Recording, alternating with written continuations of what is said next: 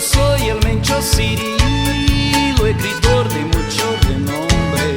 Colaboro con el librito y verá que único nombre. Y la guaina me tiene loco porque soy de más popular. Cuando me ven la muchacha se pone a cargosear. Menchito de aquí, Cirilo de allá, yo te quiero a vos, lindo checambar.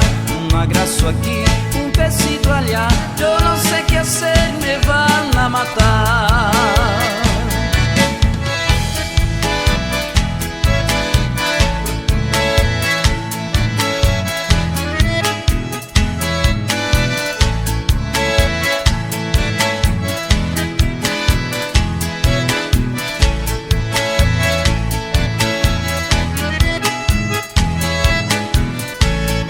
Lo peor es que no me dejan pidiéndome un autógrafo.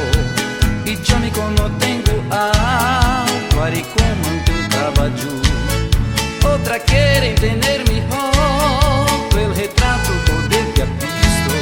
Pero supe que le voy a dar, que a lo mejor me da simpatía. Yo no sé qué hacer, soy muy popular. Me voy a esconder en el malezal, saludarles que a la guaina está. Menchito se va, Corrientes pegua, y de volver a canto traer. Ya se le calla a una cagua azul, agapito aire, y me de tu ya, Cirilo se va.